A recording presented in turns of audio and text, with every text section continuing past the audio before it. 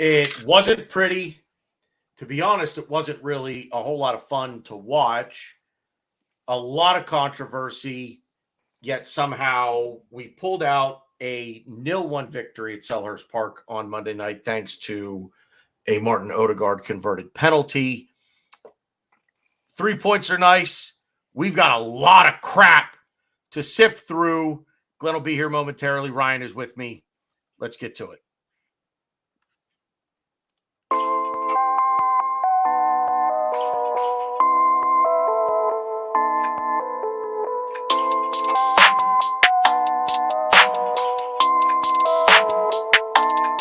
That's ISO? Rack it up, I got a bit of the bank to make me a safe house. Shake it up, she got her hands on her knees and she bringing the cake out. Smoke it up, I got some gas, some packs, I'm up in the greenhouse. Ball it up, I'm with the gang, we taking shots off the rebound. Fucking my post to say now, I've been humble too long, yeah. Tell them all to stay calm, yeah. How's it? Welcome along to Arsenal Aftermath. A couple hours late. Was actually working, and this is about the time I could get in and get started. Ryan, who hates baseball, is wearing a Mets t-shirt and glasses and AirPods, looking very astute. Not gonna lie, I might be a little turned on right now. Thanks. Okay, that was weird and awkward. Oh, I'm sorry. The previous statements made by yourself were not awkward. Yeah, you're right. No, they weren't at all. We do this all the time, you and I. I'm kidding. Just because you're on camera now, you're gonna get shot. I have like a yeah. Sure. I'm gonna change the layout here since Glenn isn't here yet. But so how many times did you watch the game back? How many replays of it have you watched? Barely once. Barely, I didn't really okay. watch the whole one. Yeah. Well, I guess behind the scenes stuff. So I was at my wife's company picnic during the game, so I had it on my phone with my AirPods in, walking through an amusement park where the picnic was. So where was it? What amusement park? It's called Lake Compound. It's a place in Connecticut. Okay. It's nice. It's it's no Six Flags, but it's got a few good decent rides. So yeah, it's fun. Hello. Hi, Glenn. Oh, fuck off. Wow. Until I fix. Right off the bat. Anyway, continue.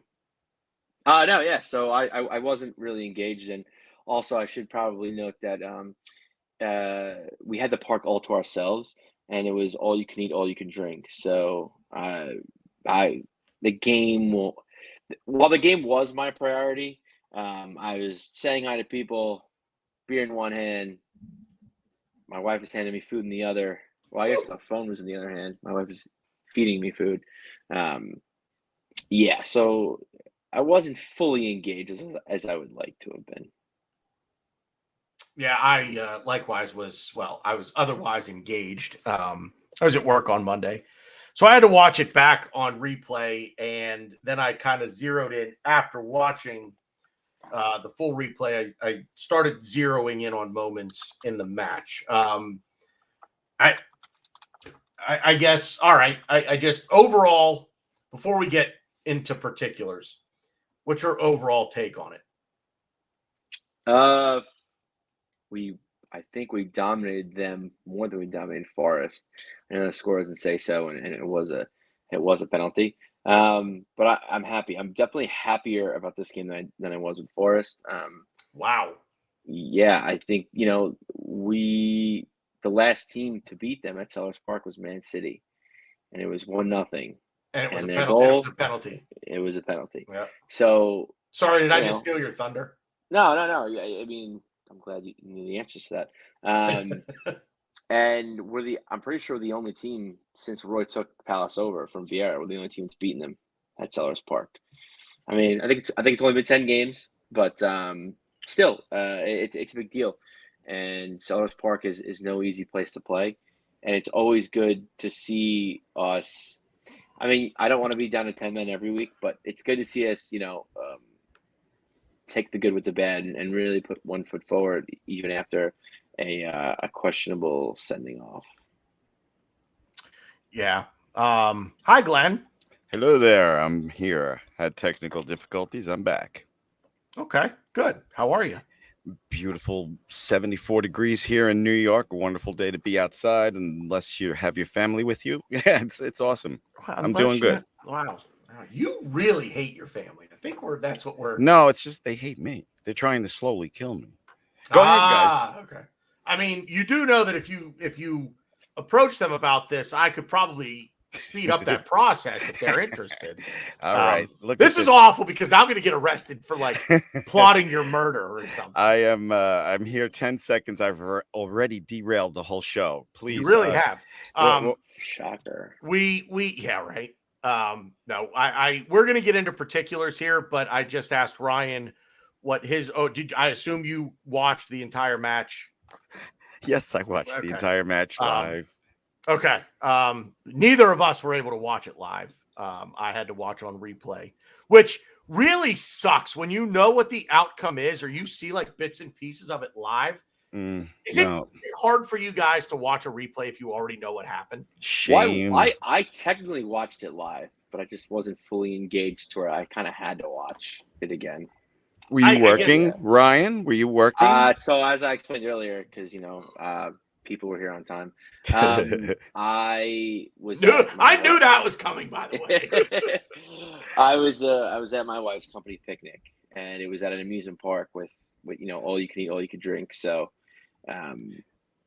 I tried my best. I tried my best. Look, it's easy for me if I have to DVR a game. All right, I don't understand.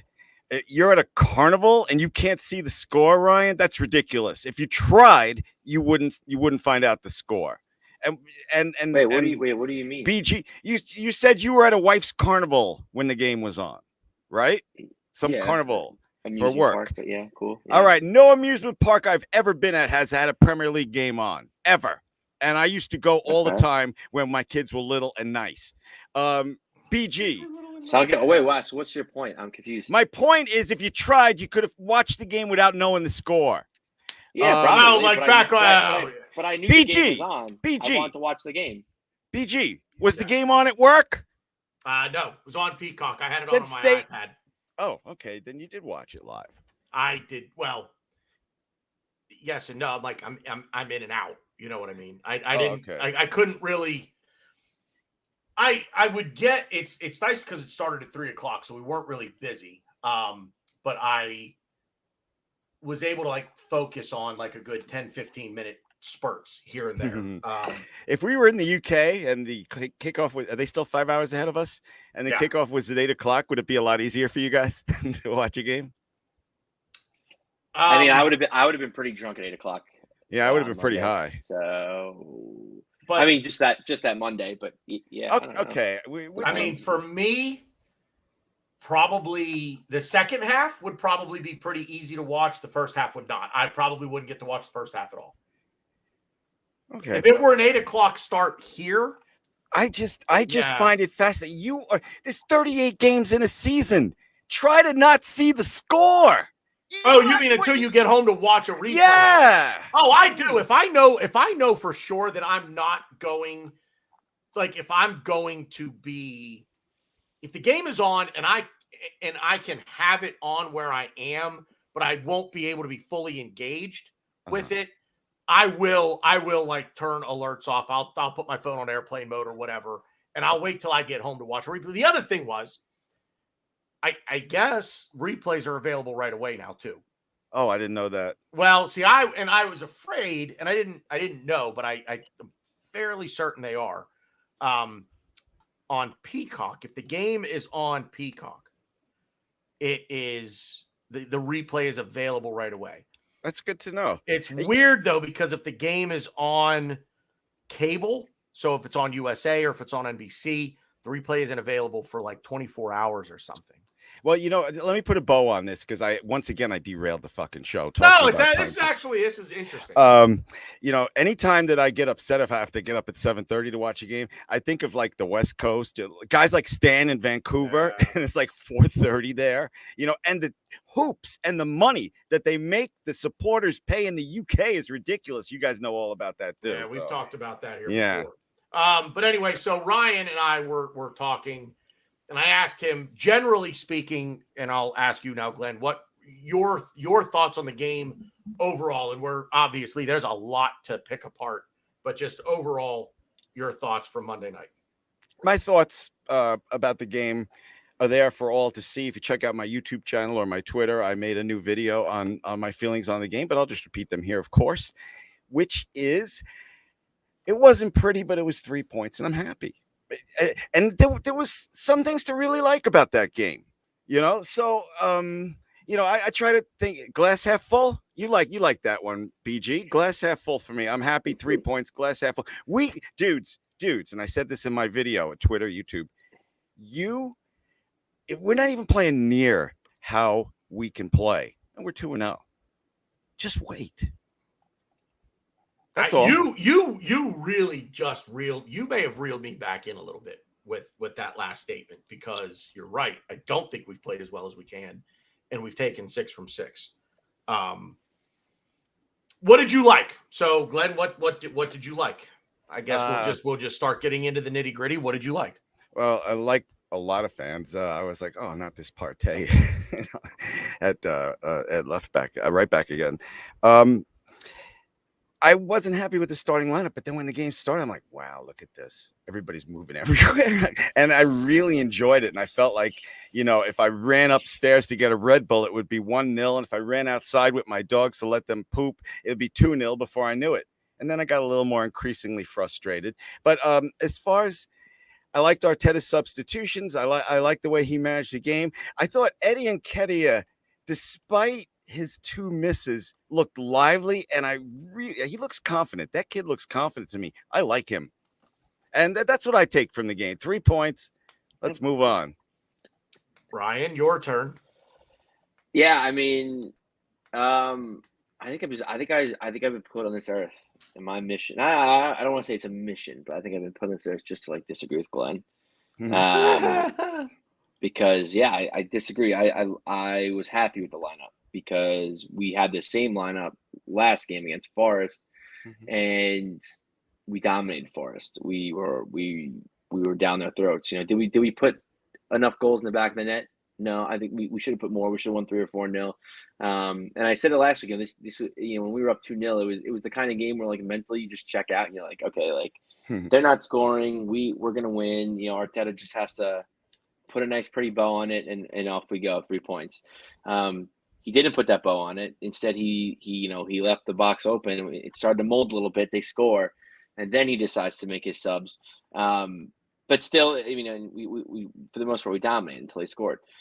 This game was, I think, kind of no different. I think we dominated even more than we did against Forest. I was I don't want to say I was happy with the lineup, but it worked so well against Forest. Why be unhappy? It did. We dominated Forest and we dominated Palace. But I want to see Gabriel play. I really rate him as a defender. But yeah, no, I think things that I liked were just a work ethic, and when we went down to 10 men, players really stepped up. Someone like Declan Rice, who I thought was man of the match, and a lot of people seem to agree. I think even the broadcasting gave him man of the match. We agree on something, Ryan. But he almost worked. He almost was better when we went down to 10 men. He kind of likes a challenge. He likes working harder when the chips are stacked against him. And coming from a team like West Ham, it kind of makes a little more sense when you're going to have the odds stacked against you a little bit more playing for them than playing for us. Well, I don't know if I would say that, but I was really impressed with Rice. I was impressed with pretty much everybody. Eddie, I agree with Glenn. Eddie was great. Big fan of Eddie. I don't want to go through every the other player, but every player was great. I was actually surprised at the Zinchenko substitution, just because of the game state, but he looked so calm, composed with the ball, passing. It's good to see, especially I'm pretty sure we can't appeal Tomiyasu's 2 yellows. So Zinchenko's going to have to start for us, it looks like. Obviously, we have Kivior, but I think he's going to start, and it was a good preview to see what's to come for him when we play Fulham. I just wanted to add one other thing I forgot to say because I was talking about Arteta and I like the way he managed. When we went down to 10 men, which I thought was such bullshit, by the way, he went into a 3-3-3, and I was like, wow, look at this. You know, I was very fascinated and worried at the same time, if you can be fascinated and worried at the same time. Yeah, it's just Eddie. It's like you got all dolled up. You got in the limo to go to the prom, and you did a mound of cocaine and got yourself all fucking wasted. And you couldn't finish the job. I don't like that analogy. Go ahead. Yeah, go ahead. I you know what? It's not. Okay, I'm the negativity merchant, I guess. No, that's not negative. It's your fucking opinion. It's not fucking opinion. It's wrong. It's his fucking opinion. It's wrong, but let him talk. It's not good enough. See, it's Glenn, not good enough. I'm teaching you things, Glenn. I appreciate that. It's not good enough. I can hear you guys. He's got to finish those chances. He has to. Oh my! That play where he hit the post, like he had no angle. Like yeah, that was. But he had an angle. He had the. No, the goalie took it away.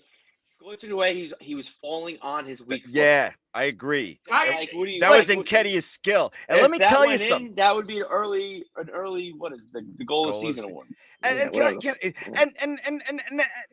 BG, he's the reason we got the penalty. And another thing, let me tell you something. He is. Yes. Let me tell you something. Okay, that chip.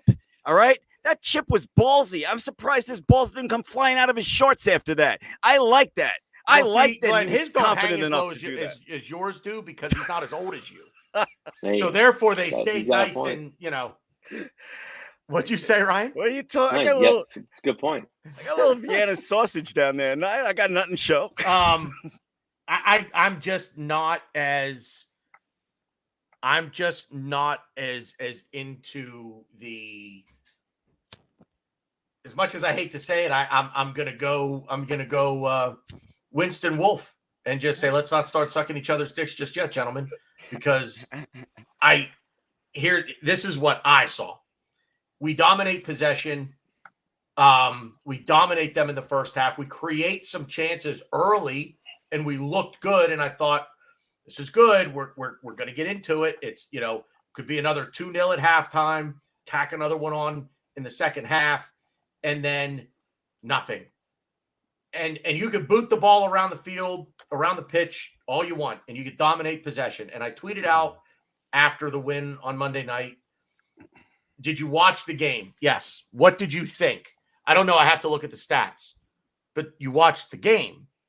But I have to look at the stats. Why? And I saw a lot of people like, yeah, it wasn't pretty, but look at the stats.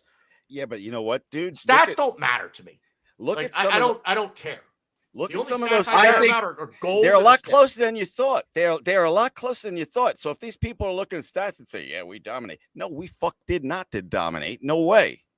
I disagree. I think we did, especially possession. Yeah. No. Glenn, we dominated. In which way did we not dominate? All right, I'm gonna look up the game stats. So I'm just gonna shut up for a minute. Oh, so you are gonna look at stats. And Tannen, I think you're turning into Glenn a little bit more each and every day, because I think stats do matter. And yes, I agree, goals matter more than everything else. But like to dictate how we're gonna play, how we're gonna be this season, the goals aren't gonna come easy, and we're not going to score goals every game. We're not going to score multiple goals every game. So I think you kind of need a reference point, and you need to look at the way we're trying to play football.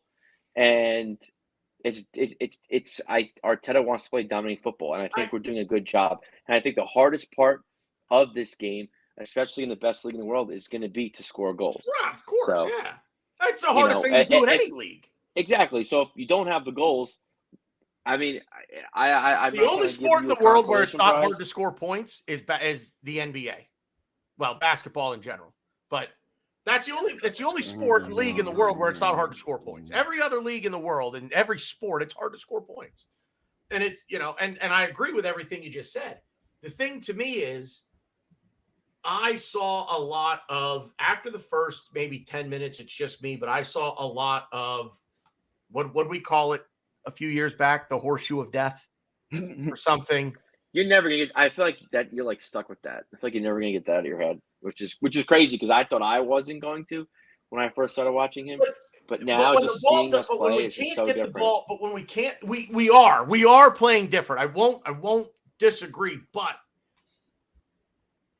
over the top. It's either okay, move it to the left, move it back to the right, try over the top, see if that works. I watched and I went back and I've watched the replay twice now, and I counted at least 8 times where we had the ball on the wings and there's nobody in the middle. There's no support in the middle. And the middle is wide open. Now the middle is wide open because there's no Arsenal player in the middle. So Palace have no need to defend it, but there's nobody there. It's like you can see the spaces. Why is there nobody there? And it like everybody's either back here or they're out there. There's nobody in the middle. Nobody. The only person I saw in that game that would take space, 2 players that would take the space given to them every time was Saliba and Declan Rice.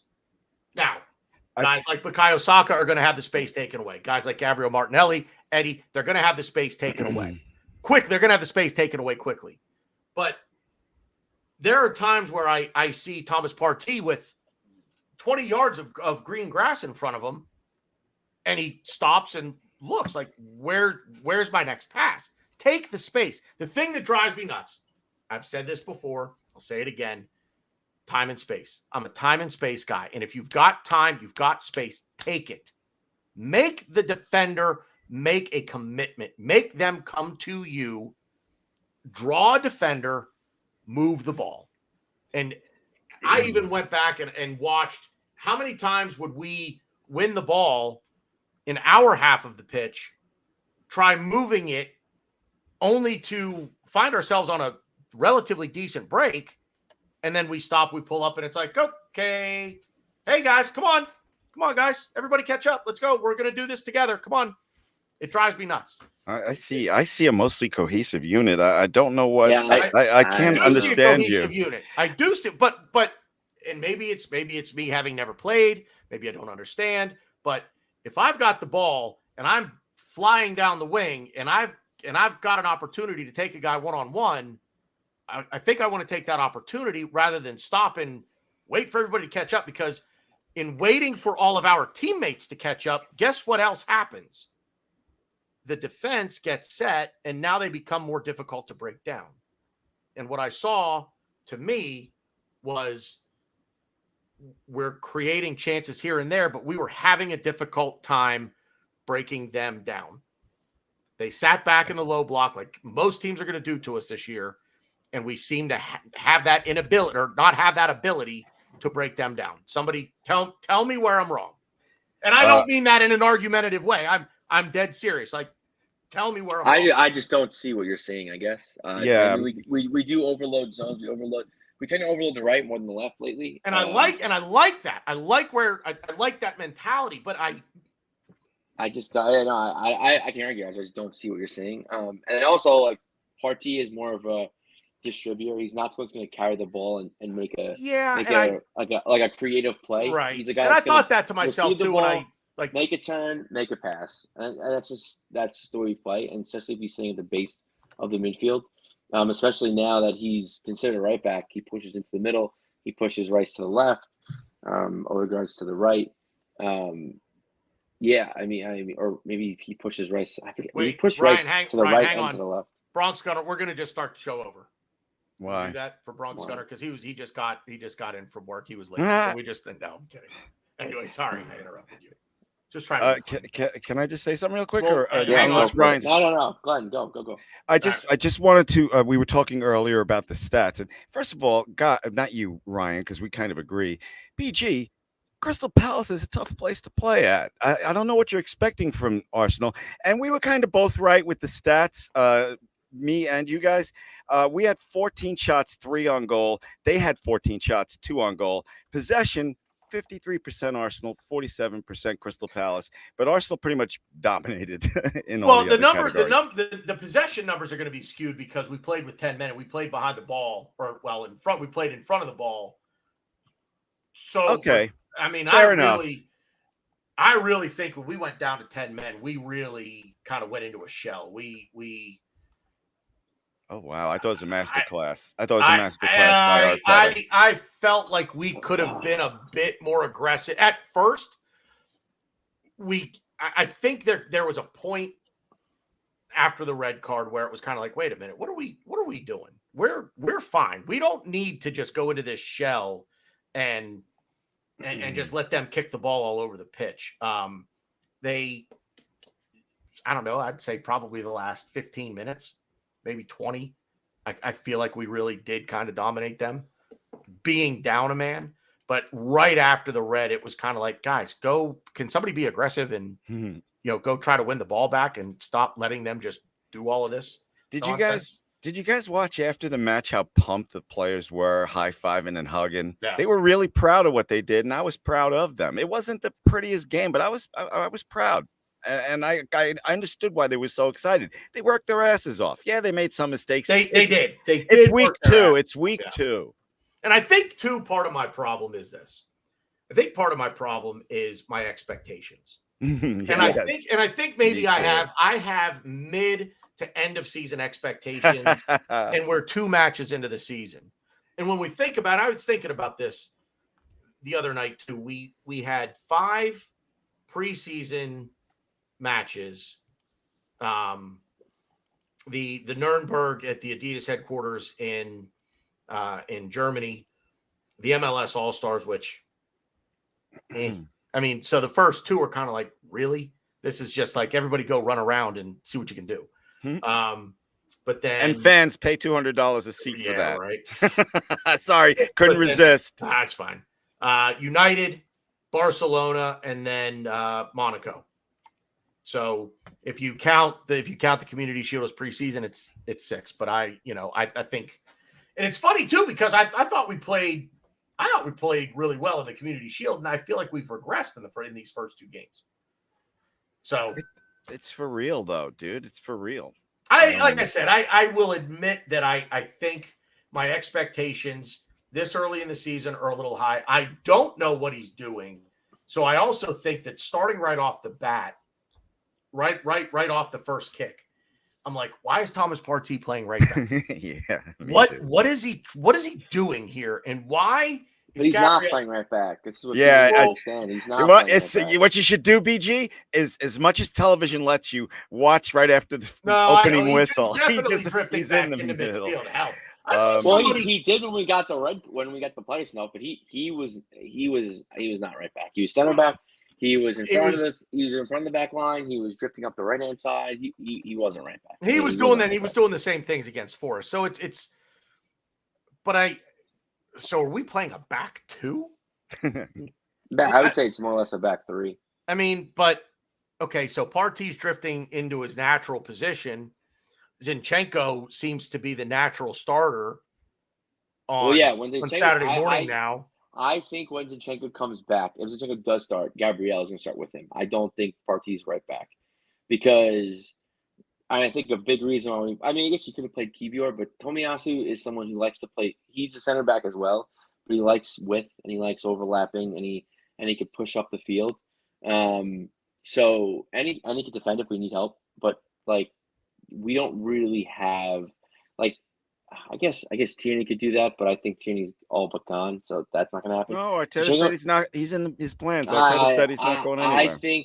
I think at this point we have a group of 7 or 8 guys that we're maybe not looking to sell, but like they're on like the invisible market. Like, hey, they're available for a fee. Wink, wink. Wink, wink. Yeah, and people are like looking and admiring and window shopping. Like, oh, do I want this one? That. I think he's one of those players. Because if that's the case, he would have played. He would have been at least on the bench. But he hasn't been on the bench in either of the first 2 games. So yeah. So I mean, Can I ask you guys what the hell is going on with Gabriel? That the first couple of things I look up with him, it talks about possible transfers or He's not Why going can anywhere. we could talk about that maybe. the after. media is so fucking full of shit all the time. I'm so sick of it. Sorry, guys. Go ahead. No, I to be fair, I think if a Saudi club comes in and pays a shitload of money, I think we're gonna take it. But with the Timber injury, it's gonna be really tough. But the players have all the control. He's a young kid. Why does he want to go play in the nowhere league just for I money? don't think he does. I don't Well, think he who wants to would go. want to play in that unless you're like 35 years old? I'm not saying he's gonna get sold. I'm just saying if a Saudi club comes to us and offers us a boatload of money, we can accept. But you're right. The players accept. But I'm just telling you what Arsenal would do. Arsenal would, I think they'd entertain a sale if the money's there, because of a lot of reasons. The Timber injury kind of like puts a little nail in that coffin. But I don't be shocked. I've seen weirder things happen, but I don't know. It's transfer knows what, like 1 week, 2 weeks. Oh, was it the first? It's over. I don't even know when the transfer was over. Is it the first? Next Friday. But getting back to that Crystal Palace game, I knew going in it was going to be tough, and we were playing so nicely in the beginning. I was very confident, and I was enjoying what I was seeing. But around the 40-minute mark, I was just like, "Oh, come on, what the f?" Blah, blah, blah, So, do you know the last time Palace has lost at Selhurst Park? No, when? And do you know to who? No, come on, Alex Trebek, just freaking tell me. To say it. Well, all right. I figured you'd know. The last time Palace lost was March 11th, 2023 against Man City, 1-0. And guess what, Glenn? Their goal was a penalty. It's not easy to play there. I knew it was going to be tough. Didn't think it would be this tough for us. But when you look at all the, I guess you could say stats. This is Roy Hodgson's first loss since Vieira left away. The only 2 times he's my lost. dog? No, it's my dog. I don't know. The only 2 times Roy has lost with this Palace team since he took over for Vieira was away at Tottenham and away at Wolverhampton. 1-0 to 2-0 respectively. But it's a tough place, and I think with the lineup we have, we're going to dominate. We're going to do things. I think this is one of the things. I'm not saying it's the reason, but I think a reason we're doing what we're doing is because I think we want to dominate early, and we want to kind of shut the away fans up. I mean, yes, we were home the first game, but I think this game in particular was more of like, all right, let's dominate for like 15 minutes. Let's shut these fans up. I mean, for the most part, I heard every chant under the sun, and it was all Arsenal. I didn't hear Palace fans at all. So I think that's just the way we're gonna go out a lot of these games. We're just gonna really, put the nuts in the vice, so to say, especially against teams like this that we should be beating. And yes, I know we just talked about Palace is a tough place to play, but nonetheless, it should be a place that we get 3 points. And I agree. And Arsenal was the favorite too. The last thing I'm going to say, since you left me in uncomfortable silence for way too long, which you guys know better, when we played this fixture last season, we won 2-0. We had 44% possession. This game we had 53, and we had 10 men for a half hour. So the improvement's there. Yeah, I think we had more shots. We conceded less shots. I'm sure the XG was better. But like I don't know how much you want to look into this fixture last season, but we dominated them a lot more this time around. So, and again, I think so, Tanner. I think you're just looking very end of the season because it's still early. A lot of these players, it's the only thing these players need to adapt. And like someone who I think hasn't adapted yet is Kai Havertz, but his stats say otherwise. I like what I'm seeing from Kai Havertz. Yeah, me too. Shout out to my friend Connor, who you better be watching. I'm gonna cut your other ball off, but wow. I told he doesn't like Kai Havertz. He's like he's always the first 2 games. He's fucking hiding. Kai Havertz, where the fuck is he? I didn't know he was on. Well, guess what? You dumb fuck. He's leading the team. He led the team both games in ball recoveries, and I think he's the first. Yeah, he's first in total distance covered, right in front of Declan Rice, who we thought was everywhere in the game against Palace. So, and he had the most balls won in the first 2 games of the season. Just saying.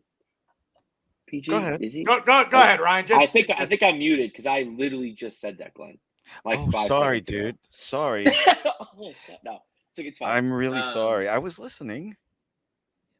What? No, but still though, I just think a lot of these players need to like adapt to their full potential. Someone like a Kai Havertz, I think people want more of because they think like, oh, this is such a big upgrade to Xhaka. I just think we found Xhaka's role, and that was just something that Xhaka really excelled at. And I thought, and people, well, not me, but I think people think that like, oh, Kai Havertz is going to hit the ground running. It's this system is not easy, and especially now, Mikel is offering another layer to this system in playing. It's pretty much like a 3-6-1 almost, and it just not every like you're. How do I explain this? And I think this season more than any season, because I think I've said this on multiple shows. I am a person that I love the visuals. So like when the team announces their starting 11, I kind of want to see where they are on like your graphic on that imaginary field. I want to see the number. I want to see the players. All the teams, a lot of teams do it, but lately Arsenal's been a team that's done it for a long time. They just name the players, and like they have some kind of order. Obviously, like the keeper's always first, and the striker's usually last, and then obviously fill the blank in. But it's not always like that, and it kind of leads you to guess a little bit. And I think this year more than any, that's exactly what it is. It's just names on a graphic. You're not married to any one. I mean, besides Ramsdale because he's got the gloves on. Right. Yeah, no player is married to any position, and the order shouldn't really bother you or worry you because we have a way of playing football, and it's Arteta ball, and it's been working so far. Yeah, like I said, I don't know why I'm so disappointed in the first two performances. Maybe because you want goal. Like I this isn't. I mean, I could be wrong, and I don't mean this in a mean way, but I think you just want goals. Like you want to be entertained that way. That's part of it. I don't disagree. I want to be entertained. I want to win every game 5-0. But we're gonna have trials and tribulations, and like I said, scoring is not the easiest thing to do. It's the hardest thing to do. So let's do everything else 100%. But that's what we're doing so far. I see things in both. Not really. I disagree with you. Where I think we dominated Forest and Palace in the first half of both matches, and then I guess I feel like we started chasing a little bit against Forest. I don't know if it's, fitness, were we tired? What was, I don't know really what was going on there. I think Arteta still needs to make his substitutions earlier. I will take that to my grave that I like the way you put it. He's reactive, not proactive. I don't know. I don't know how else to explain it. I don't expect to win every game 5-0.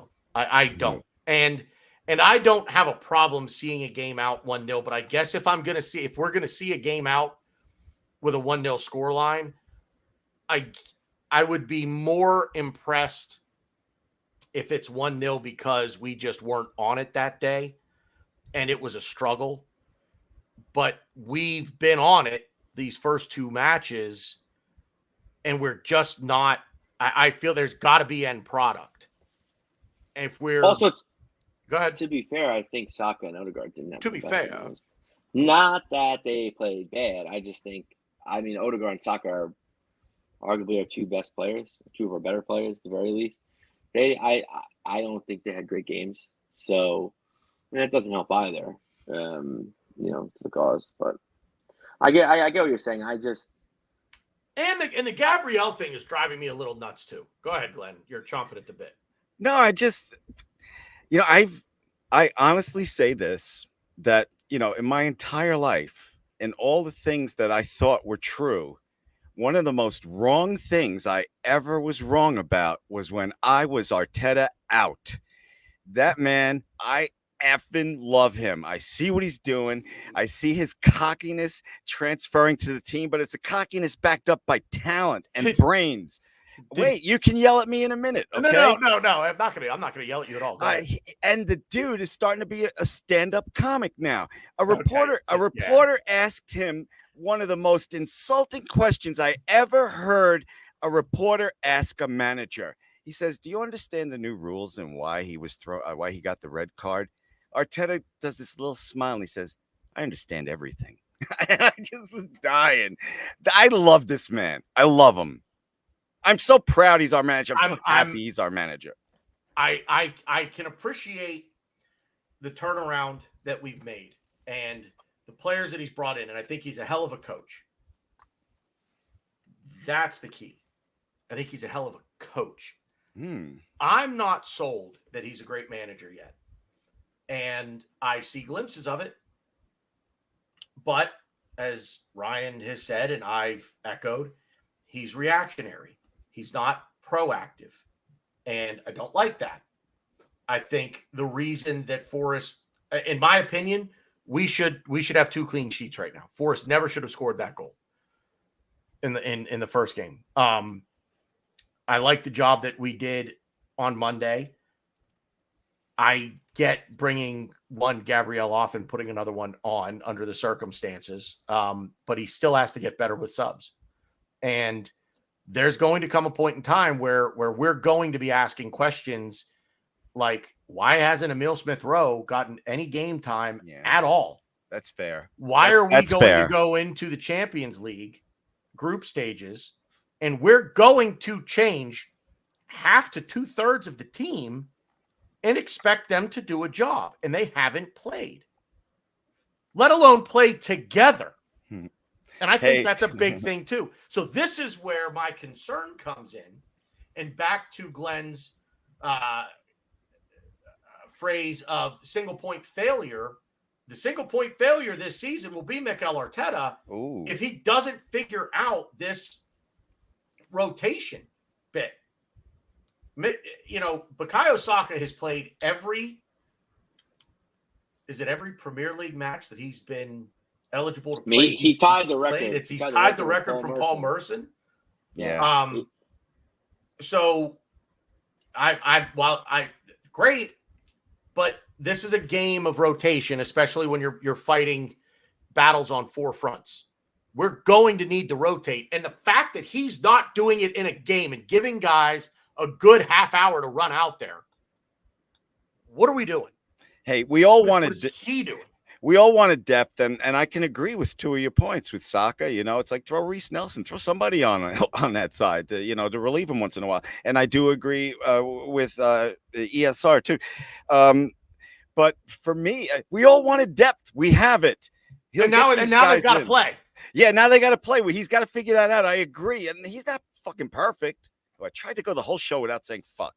Okay. You botched that one the minute you came on the air, by the way. Oh, I did? Okay. Yeah.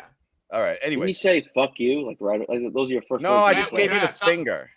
No. All right, whatever. You said it. All right. Anyway, so yeah, I see your point. I do see your points, but I think you're a little too worried about it. We all wanted depth. We got depth.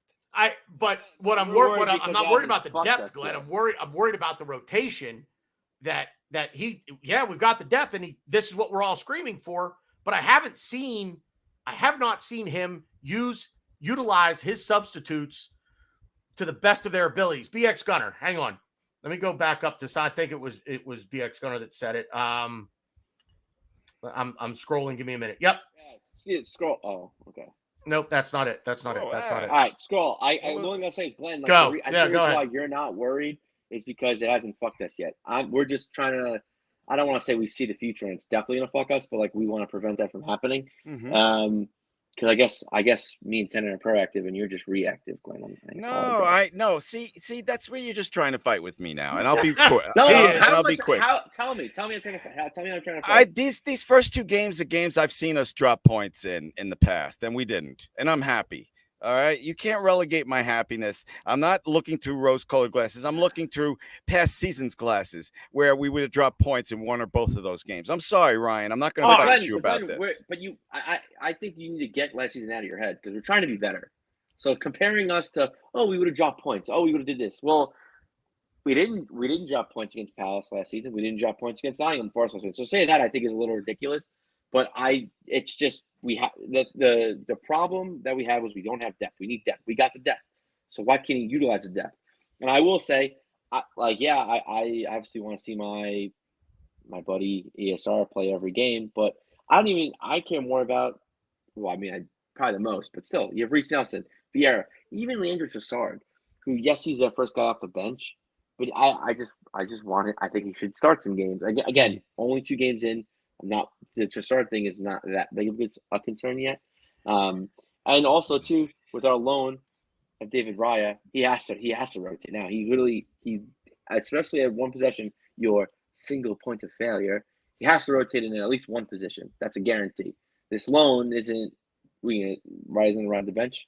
So no, it's just something that to look at, because it will if we don't do this, if we persist with the same 11 over and over and over again and ride them to the nails fall off, we're gonna concede, and it's gonna drop us. We're gonna then drop points that we even last season wouldn't have dropped. Go ahead, BG. Go ahead. These were 2 games where I think these were perfect opportunities to rotate the squad a little bit. The starting 11, and even this coming Saturday for Fulham. If I see the same, I'm not going to see the same 11. We didn't see the same 11 because Timber was hurt, so he had to substitute for Timber. Tomiyasu won't be available because of the red card, right? Right. Yeah. He won't be available because of the red card, so he's going to have to do something there. But I think he would have done it anyway if Zinchenko is healthy. Isn't Zinchenko the starting left back? I don't know. But I wouldn't be surprised if he plays Kivior. It wouldn't stun me either. Gabriella. And I'm okay with that.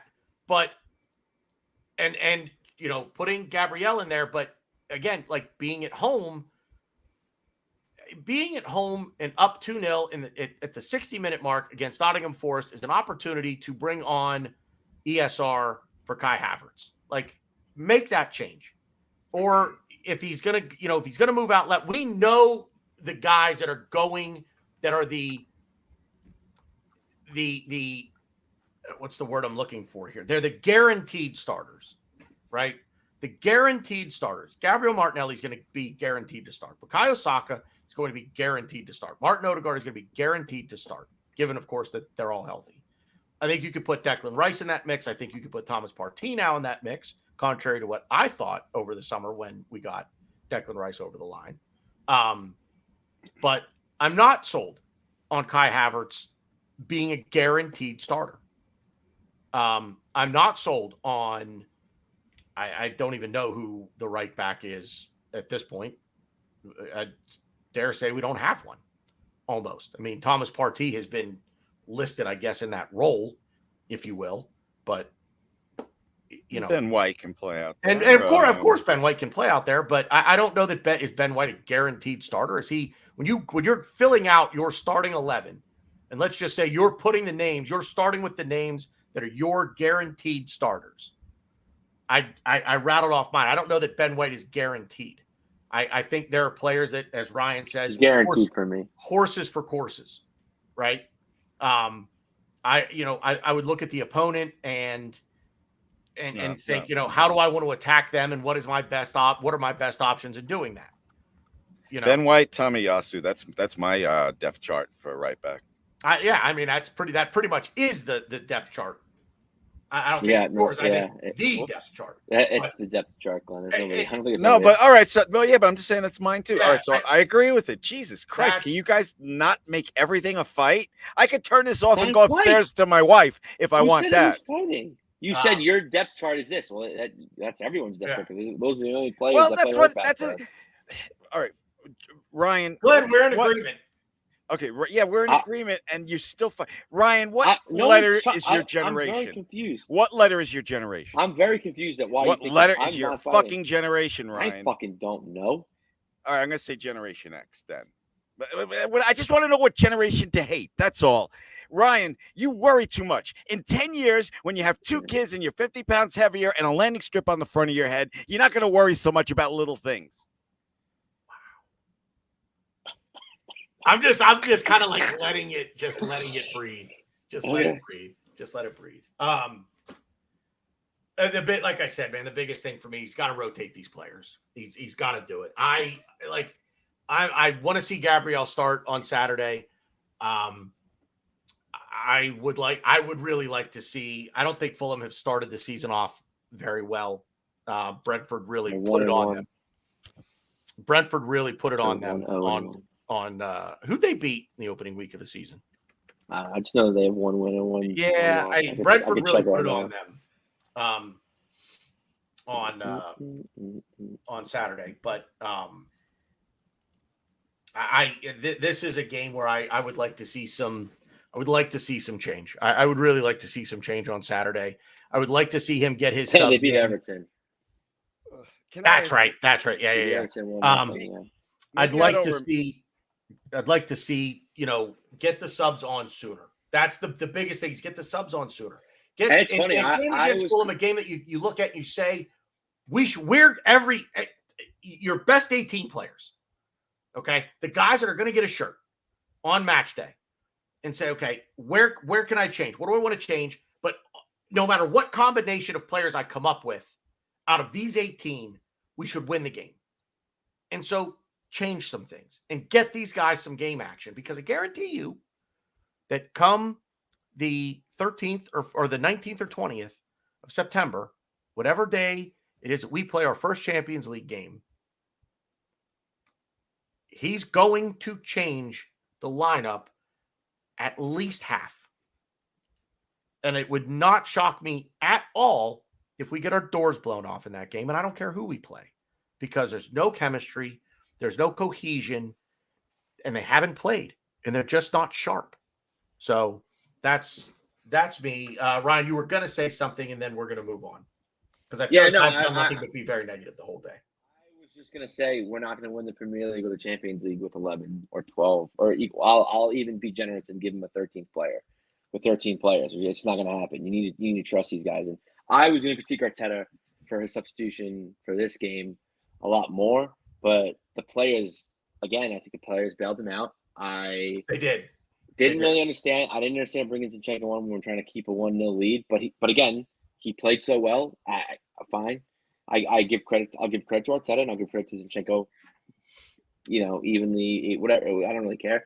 But the subs were very late, but again, the one saving grace I'll give is no one's going to predict Tomiyasu to get 2 yellows. So I can't really, especially for what he got him for. Yeah, exactly. So I can't really slate Arteta.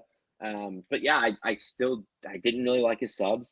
But I mean, and then the other side of the thing too is, we want to see Reece Nelson, we want to see Wilson, we want to see Vieira, and Trossard. They're not coming on when we're trying to, when it's hole clenching time, and we need to bring on a defense.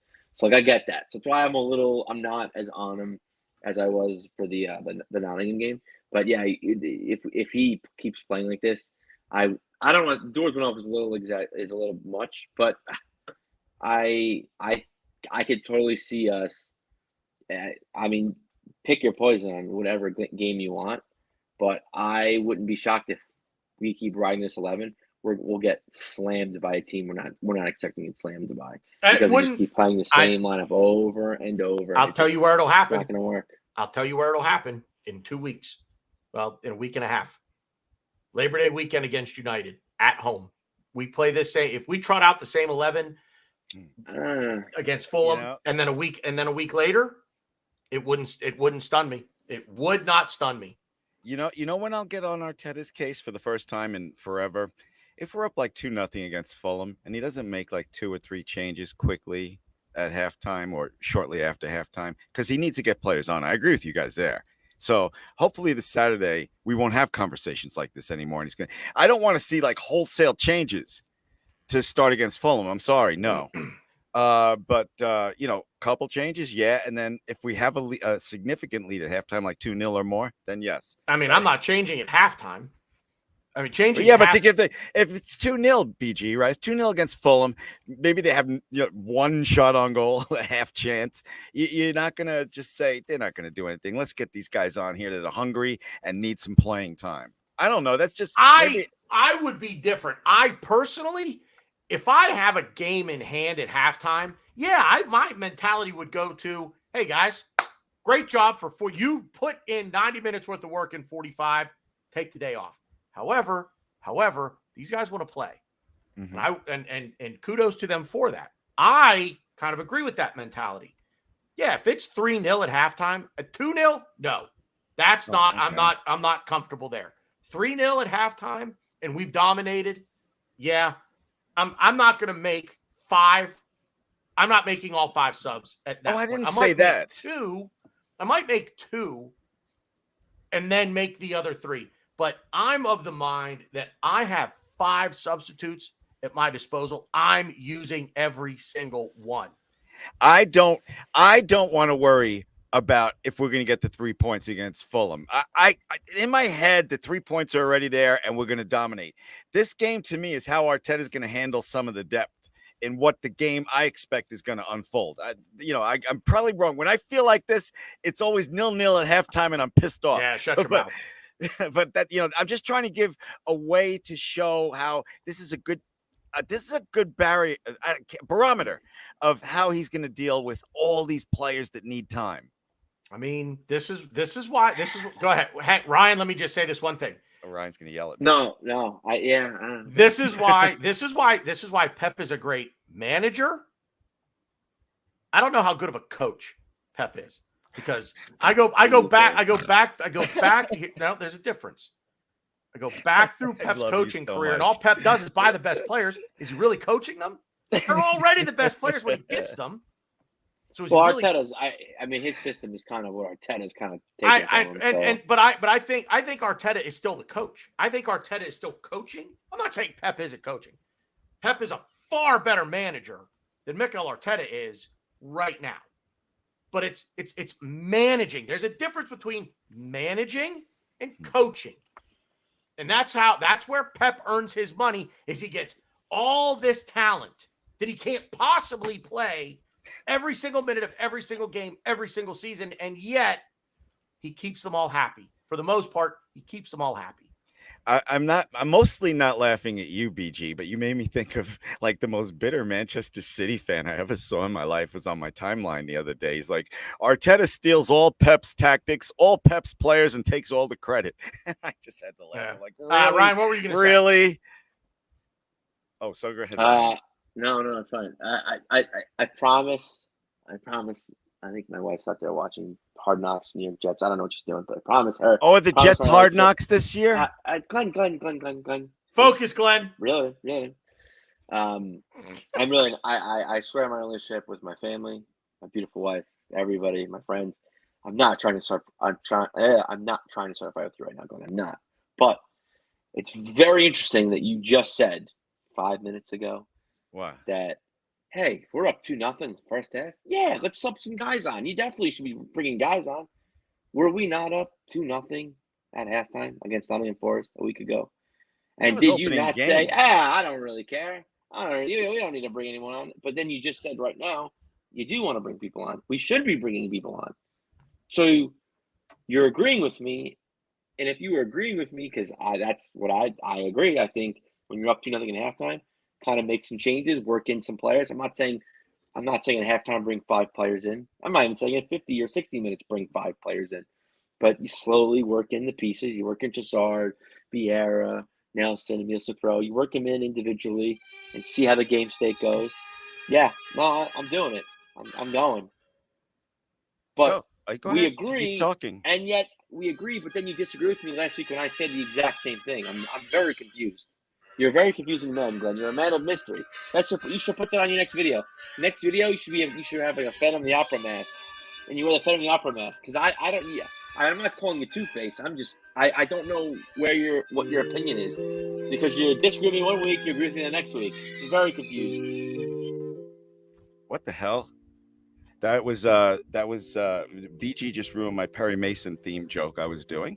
What did I do? Where's that sound coming from? Oh, it must be Ryan. What sound are you talking about? Not me, Glenn. Wow. All right. Anyway, Ryan, I swear to gosh, I felt like it was one of those cheesy Perry Mason shows where he has the guy on the witness chair and he has he's an old black and whitey lawyer. A TV lawyer. I can't. You're not old at all. You would relate to. Shut up. and you just like you think you have the guy in the chair and you have him. So you did murder Mrs. Watson. It was the opening game. We were up 2-0. Opening game, you're not making wholesale changes. Jeez, I'm sorry. Again, that you doesn't don't hold listen. with Glenn, me. you don't listen to me. I did not say that. You literally said 5 minutes ago, if we're up 2-0 at halftime, I expect Nketiah to make substitutions. Not at halftime, but like 15, 16 minutes. You said that. Yes. And we were in that position against. I don't give a fuck if it's the first game. I don't give a fuck if it's the last game. We were in that position. So you can't want it one week and then not want it another week. That doesn't make. That's what we call. I don't want to call you a hypocrite, but it's a contradictory statement. Yeah, whatever. Thank you. I'm not the sure. Anyway, it's a contradictory statement, Glenn. I just think that there's a difference between you and I in the significance of the opening game. That's all. That's all I'll say. And you've want the last word. Go ahead. The first game should be just as important as the last game. Glenn, I'll give you. I won't even. That's BG. a great BG, last word. Why do you keep BG, going? No. BG, I have a question. How many points? If you win the first game of the season, how many points do you get? 3. If you win the 38th game of the season, how many points do you get? 3. Okay, cool. I'm done, Your Honor. What is it? Yeah, rest my case, or when you're done talking to the jury? Yeah, I'm done. You know, the sad part is he just swore on all his loved ones. He wasn't trying to start a fight with me, and I wasn't. But you made a contradictory statement. I had to call you out on it because it doesn't. All right. It's just anyway. It doesn't make sense. Moving on. Do we need to talk about the yellow cards? Can I go first? And then I said, do we need to talk about them? It's the best league in the world, and it's the worst officiating. That's all I gotta say. The only thing I'm gonna say is, were the yellow cards? The shirt grabbing, I didn't understand. That's definitely a foul. Definitely not. I think the thing that's gives people crazy pills and it causes a ruckus is like refs are a little harder with giving that second yellow. If they know the player's on a yellow already, even if they make a yellow card offense, they'll be like, all right, like I should give you a yellow here, but I don't want to send you off. So they kind of hold it off. But I don't really like that. But again, I don't believe if it's a foul, it's a foul. Doesn't matter when it is. If it's a bookable, if it's a yellow, it's a yellow. Yeah, I don't believe that was a booking. But again, right, yeah. the referee was on the wrong side of the foul. So I kind of all right. Wow.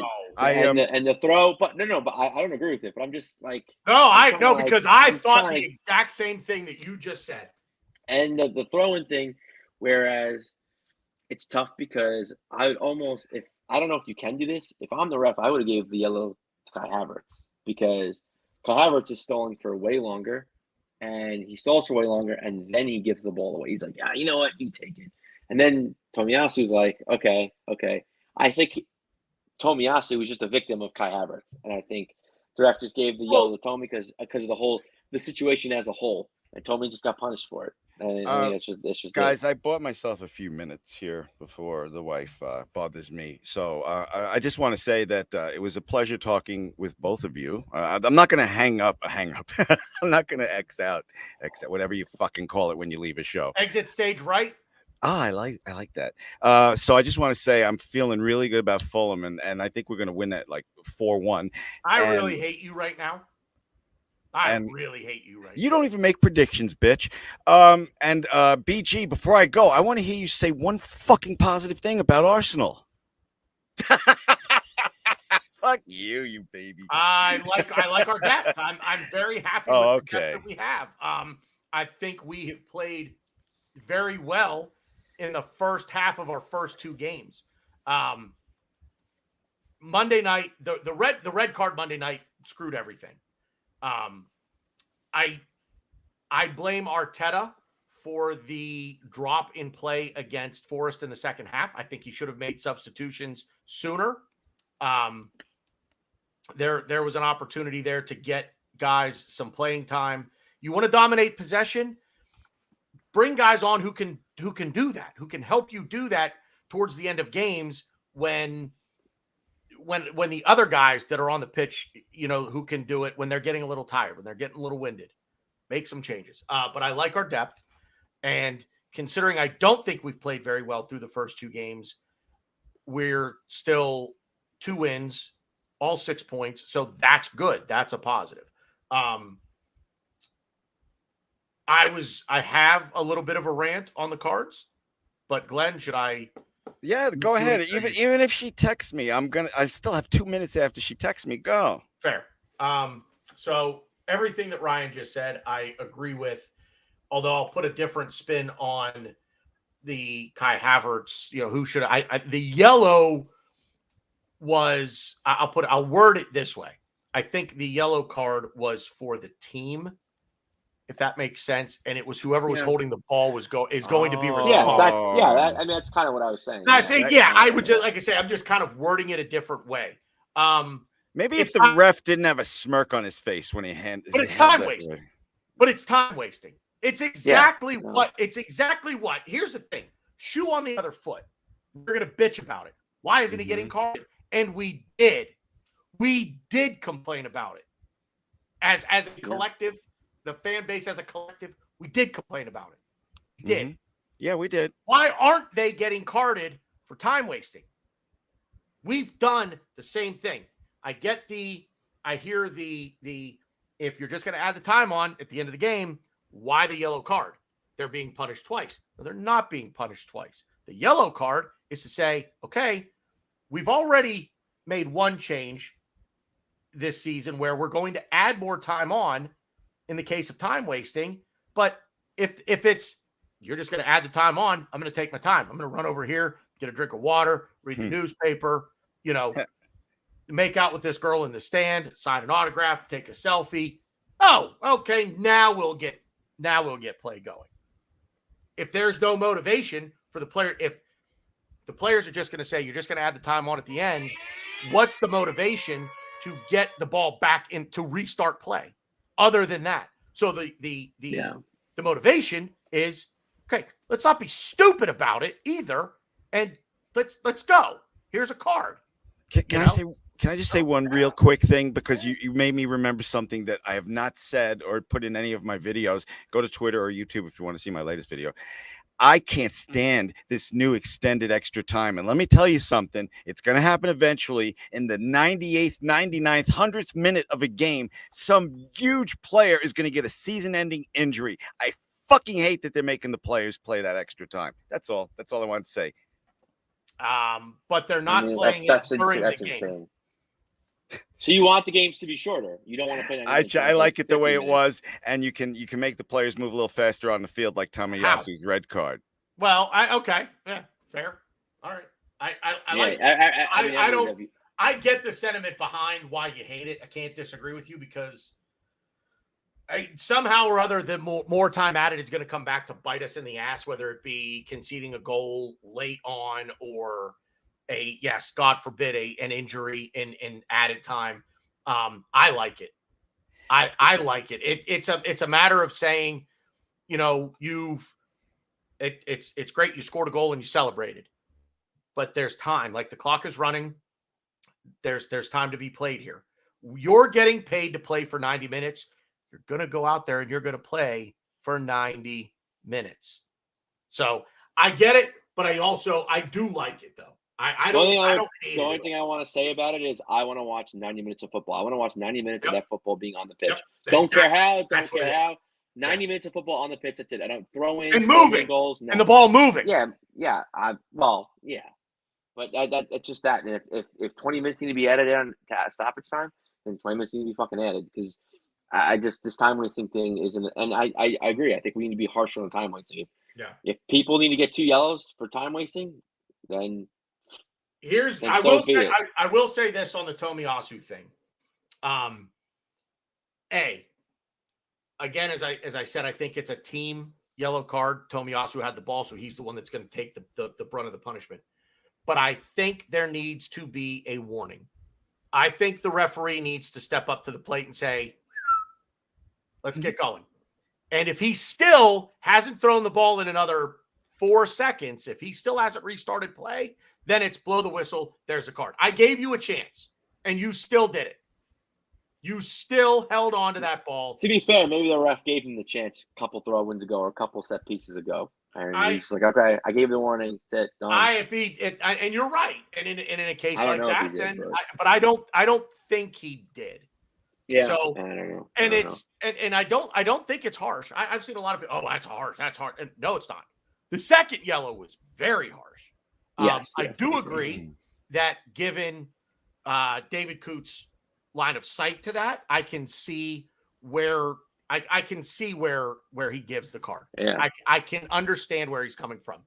What I don't like is that if a straight red is reviewable, why is the second yellow resulting? Every red card should I was going to be bring that up reviewed. too. Yes, every sending off, no matter if it's 2 yellows. Every sending off should be reviewed. I agree.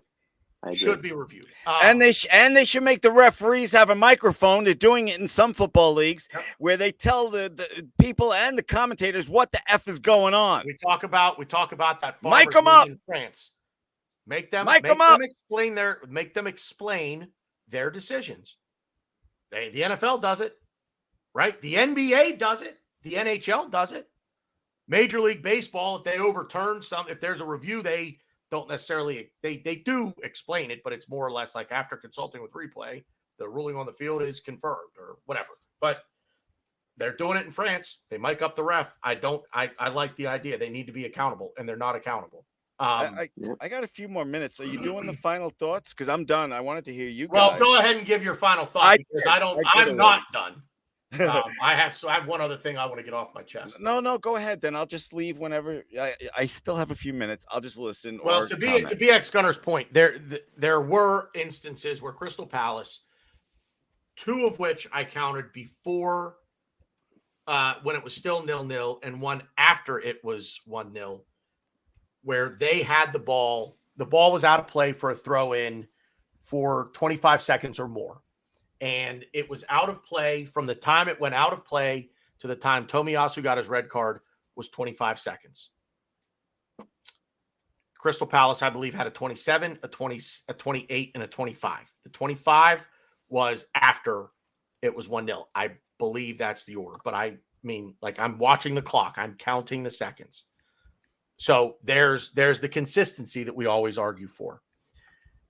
I'll go even further. The average time I took a throw in that game was 19 seconds, and there were six incidents that were longer than Tomiyasu's yellow card. So there you go. So there's consistency. It's a slippery slope because if you're going to card every single player, like I almost want to say there should be some kind of rule of like when you have the ball. Get out of my head. You should have some kind of rule where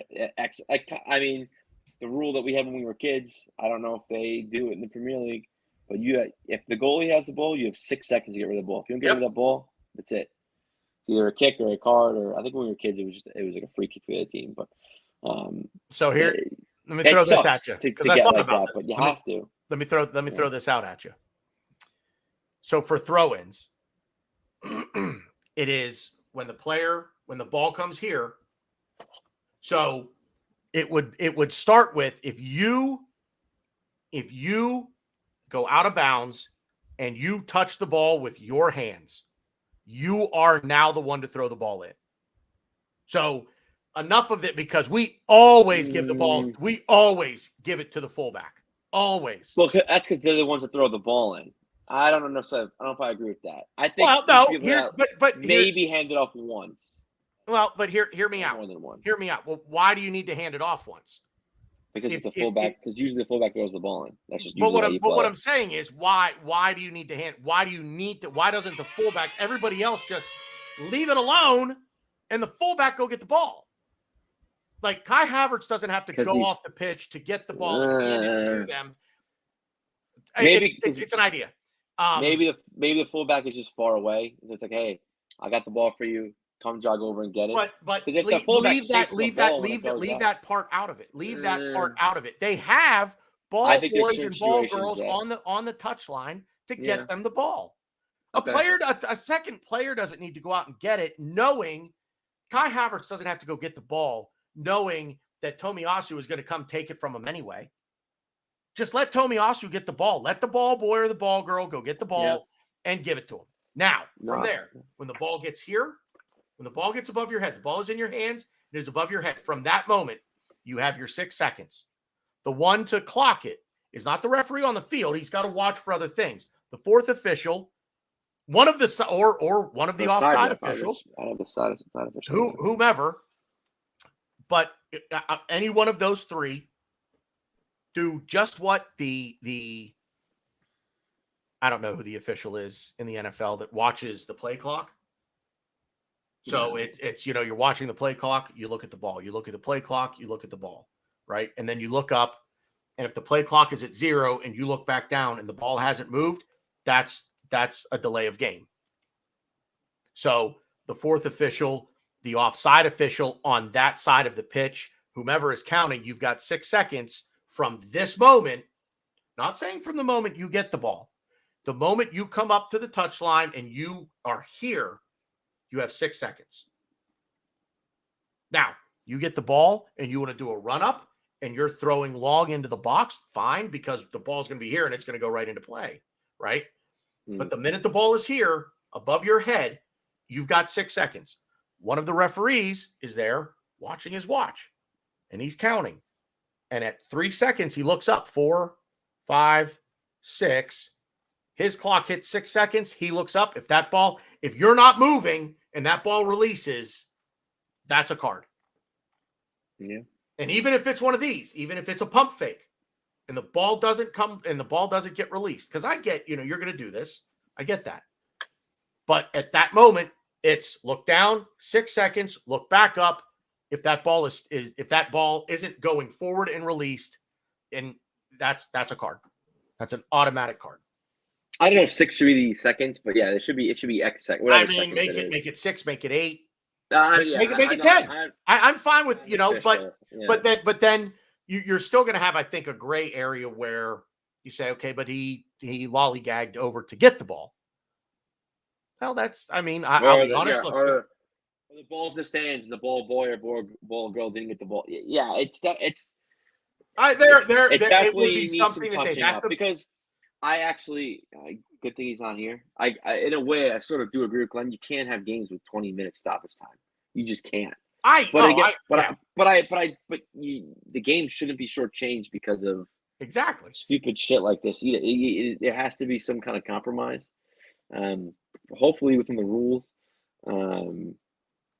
I mean, if the reason why there's such a stoppage in time because the players are tired, they want to kind of take a breath. Go to 7 subs. Go to 6. Come on. I was kidding. I was sort of kidding about that, but it's just like you. I just don't understand why people don't want to play 90 minutes of football. It's weird to me. There's a way. If they put their heads together, there's a way for them to figure this out. They can do this. Yeah. I mean, the fourth official is over there already counting the seconds that the ball is out of play, that the ball is at a standstill, that there's no action. I mean, the ball being out of play is one thing, but the ball can be in play on the pitch for a free kick, and they're milling around, they're talking to each other, they're figuring, who's going to take it, what are we doing, what's the set play, Blue 44, your mama's a whore hut. They're figuring all that shit out, but there's a way to figure it out. There's a way to do it. I'm mad at the consistency, the lack of consistency in the officiating. Period. I mean, it's not just this game; it's every game. We know that. Yeah. So I'm frustrated with that. But if anybody's saying, "Oh, we were time wasting," period. We were time wasting. We were. That's what it is. Yeah. Now, that being said, this is the one thing, and I mentioned this to you, I think, earlier. The thing that drives me nuts about us in particular is we almost utterly refuse to hand pass, throw in that ball backward. We almost refuse to do it. I'm going to watch the Fulham game again. I'm going to watch it twice because I want to count how many times. The Palace game. How many? No. Fulham. I'm not. I can't watch the Palace game again. I think you're going to watch the Fulham game again. I think. Yeah, no, I'm saying I'm going to watch it. And I'm going to count the number of throws in that we get, and then I'm going to count how many of them go backward to a defender. If the fullback is throwing the ball in, throw it to one of the center backs. Throw it to Gabrielle. Throw it to Saliba. Fucking if Partey or Declan Rice, somebody come back to get the ball. This drives me up a wall. I watch this and I think to myself, number one, stop. You're throwing a ball over your head with two hands. How accurate are you really going to be? Number one. Number two, you're throwing it to one of our players surrounded by four of theirs. Every time. Every single, I'm telling you, it's 80% of the time. We have a throw-in. It goes forward. It goes up in the air. There's an aerial duel. The ball hits the ground, and we lose possession. 80% of the we cannot throw the ball in to restart play to save our lives and maintain possession. Can't do it. Cannot do it. If our lives depended on it, we couldn't do it. If all it was throw the ball in and maintain possession for 5 seconds, we couldn't do it.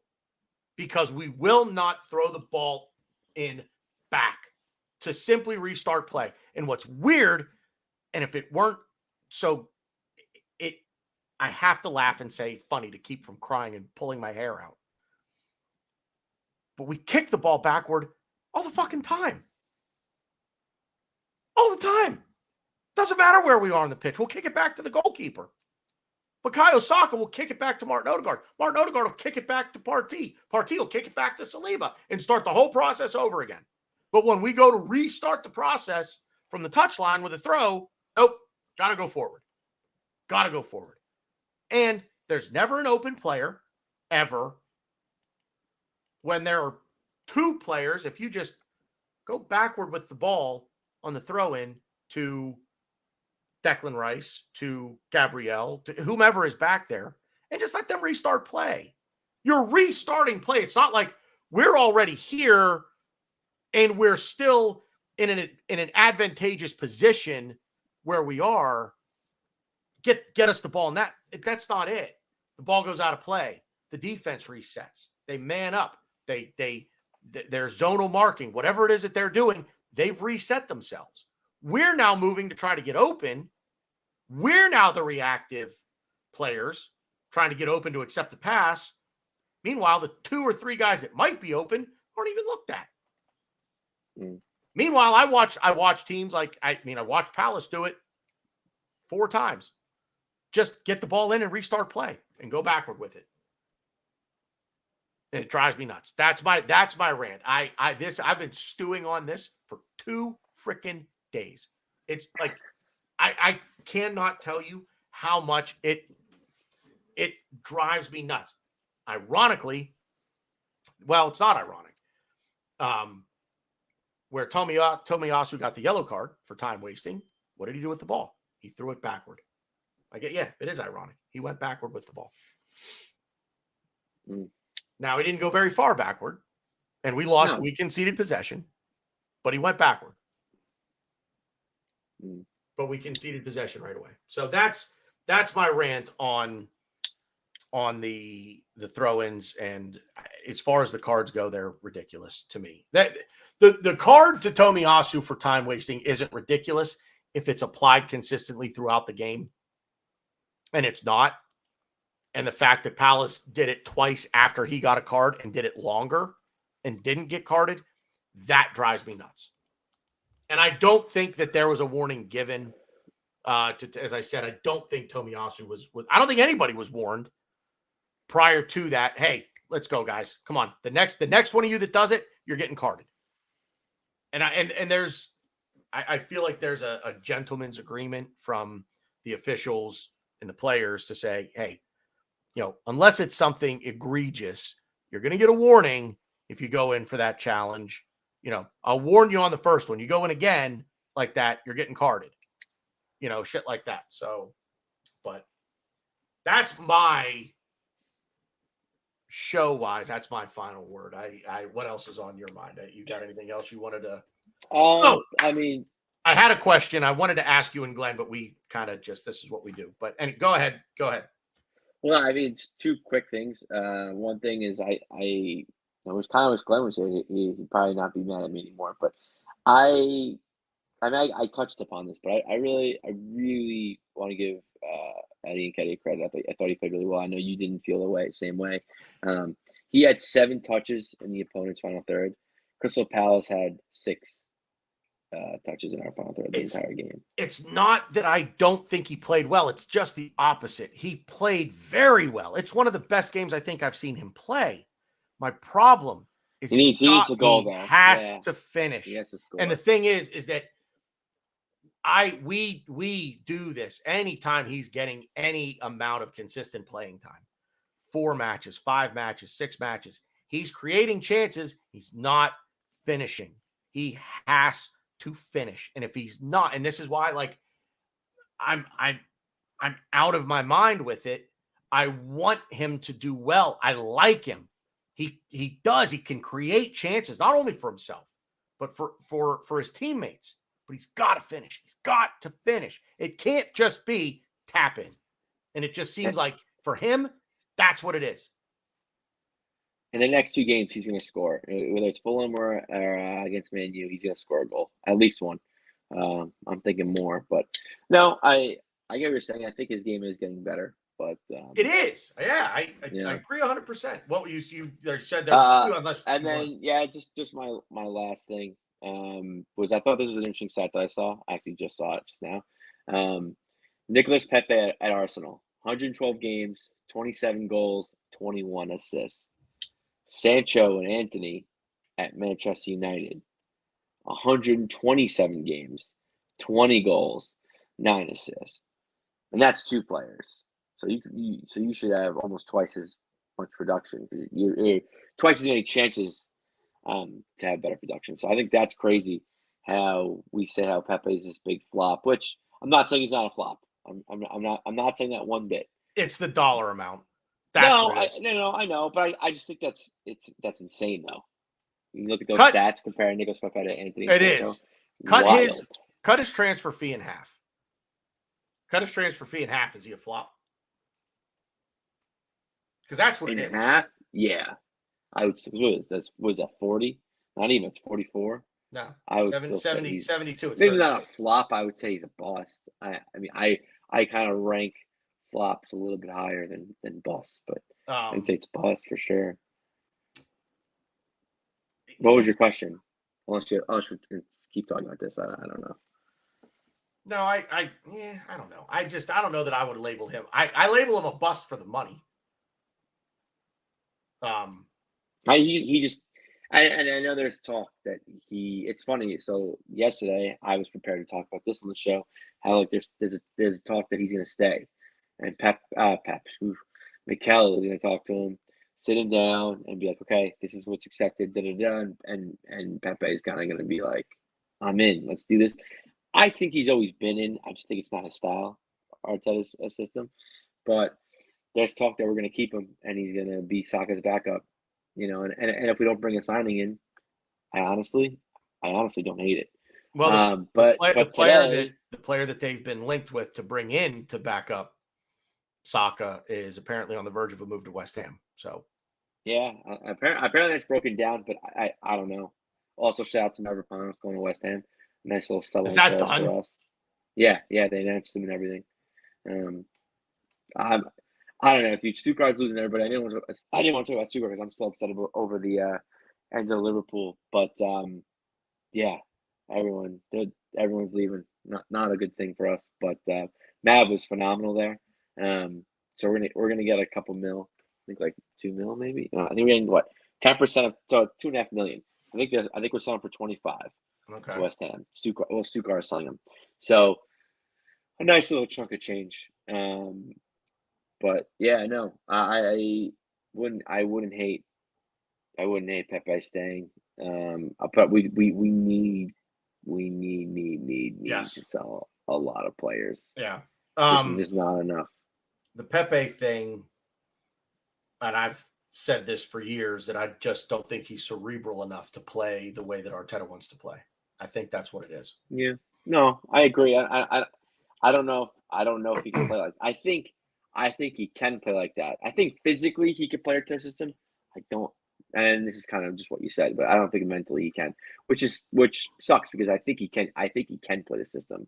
Physically, I have no qualms about him physically playing. Yeah, I agree. I don't think it's up here for him. Got good passing. I think he could, I think he's started to track back, on his last few games for us under Mikel. I don't know the mentality is going to be an issue. Back to something I said earlier about Arteta being a coach. Coach him up. This is part of your job too. Coach him up. Make him a better player. Make him the player you want him to be. He's not a dumb guy. He's just an incredibly instinctual player, I think, and plays more on that. And I don't want to say talent and imply that it's not hard work, because I think he can do both. I think it's just he relies on natural ability and instinct more than what he's been coached to do and what's up here. Like if I'm playing a pickup game, he's my first pick every time. He's number one, and that includes every player we have for us. He's number one. But with that being said, he doesn't even make my starting 11. So yeah. Right. There was something else I wanted to ask you. Yeah, you had a question. I can't remember what it was now. Damn it. Let's see, Palace game. What else was? Oh, yeah. I remember. Any feelings either way on Ødegaard taking the penalty? I mean, it's been Saka for how long? Any like, hey, whoa, wait, what's going on there? Yeah, I mean, I want that to be Saka's thing, but in the same respect, like as someone who I'm very emotional when I watch the game. When he missed it, so if Ødegaard missed, I wouldn't have took it as hard as if Saka missed. Like, I'm more emotionally invested in Saka taking a penalty. I think in general, but I think I'm more, just because of what happened to him, I'm more emotionally invested in Saka with penalties than any player.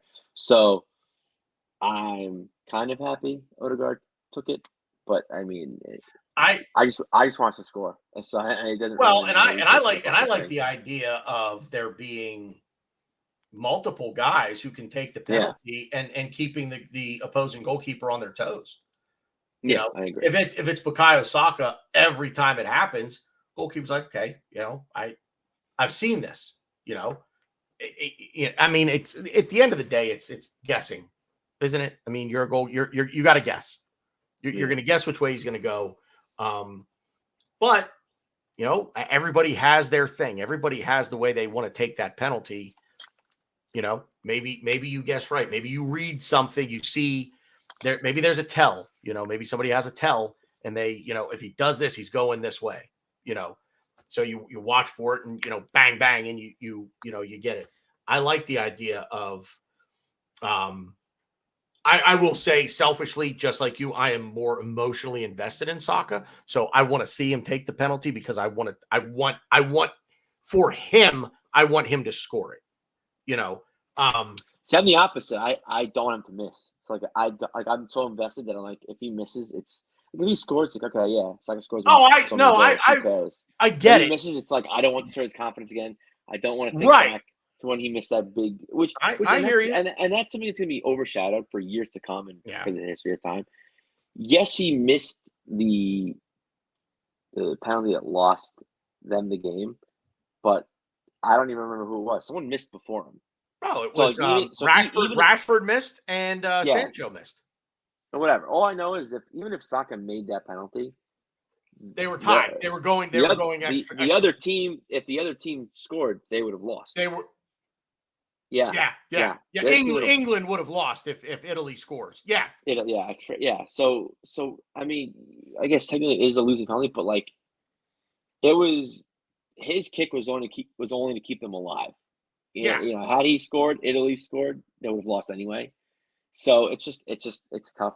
That's how it boiled down to. But I think it's why I don't really hold it as high as people do, because I also, for the player, like, I don't want him to think that like you're the reason why they lost. The odds are just Italy scores the penalty and they still win. Yeah, exactly. So it's like, I don't know. But But yeah, no. So that's why I don't want to take him just because I don't want him to miss. Yeah, But like, I'm just the opposite. I want him to take it because I want him to score it because I want that for him. I want it to boost his confidence. We're just looking at it glass half full, glass half empty. That's all it is. I don't know. Anything else? I mean, we're at an hour. I would like to see Zinchenko and Gabriel play against Fulham, but again, I don't want to see us change the whole because I didn't really talk about Fulham. I mean, you guys talked about it. I don't really want to go too crazy with the changes, but Gabriel and Zinchenko coming in would probably be most beneficial to the team. I mean, you could just keep Gabriel out and bring in Kivior because he could do what Tomiyasu and Timber do, but I'd rather just bring in Zinchenko and Gabriel.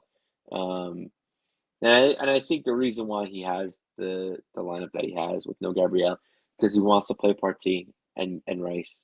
He doesn't want to sit one, which I get, but it's just I don't know. I think you bring in Zinchenko, you need to bring in a center back, and then you push Partey up unless you bring White in. Unless you're supremely confident, and I think this and this is where I think Zinchenko played well. To your point, yeah. Just maintaining possession. If we're in possession, we really have to screw something up to concede a goal. In other words, it's going to be an own goal if we're possessing the ball. And I think that's a thing with Zinchenko is that he adds to the possession, to the ability to possess the ball. So I see where he's coming from with that change. When he made that change, I understood why. Or at least that's what I think he's doing. I think he's looking at it saying, I want to possess the ball more. I'm going to put someone in there who will do that rather than going defensive saying, I think they're going to have more of the ball. So I want to go defensive. You know what I'm saying? I think the mentality was, nope, I want to keep the ball. So I'm going to put Zinchenko in there because that's what Zinchenko is here for, is to possess the ball. So, anyway, yeah, it's a good show. I don't think I went off on too many rants. Hopefully I wasn't too negative for everybody. So, if you're watching on replay and you've watched this far, thank you. The dynamic duo finishing things off as usual here. Daniel Shaw. Russ Morgan, Gary was out there. Bronx Gunner jumped in, albeit late. You're carded for that. Yeah, everybody else watching, thank you guys all for being here. We certainly appreciate it. Should be back next Tuesday or Wednesday after the Fulham match for another Arsenal Aftermath. And hopefully we're talking about yet another 3 points and hopefully a bit of a better performance. I would like to see something a bit more convincing, just a dominating 3-0 effort where it's just never really in doubt. You know what I mean? We get the. I think the performance is there. I just want to see the number of goals next to our name. I think we need. I just want to see just to score more goals. That's it. The one thing I tweeted out, and I'll just say this, and I don't know, I may catch a YouTube ban or something for it, but we need to go for the kill. We need to get that great white mentality and just go for the kill. We need to stop. We need to stop aiming to maim. We need to shoot to kill. Aim center mass, fire it off, and let's leave no doubt. And that's the one thing. As well as we've played, there's been doubt. These first 2 matches, we played great, and we still left. There was still doubt. I don't want any doubt. I think maybe that's why the negativity so much, because I'm looking at it and I'm saying I still doubted this. Until the final whistle, I was doubting we were going to win this game. So that's, we weren't going to lose it. It would have ended in a draw, but man, oh man, the difference 4 points makes, right? Between 2 draws and 2 wins. So, yeah, that's all I got. We'll be back next week. The 3 of us, maybe a special guest along the way for next week. Got one working. We'll see what happens. Yeah, I guess that is it. We'll get out of here and thunderstorm here in Pittsburgh. So it's been good footy talk. We'll see you out there.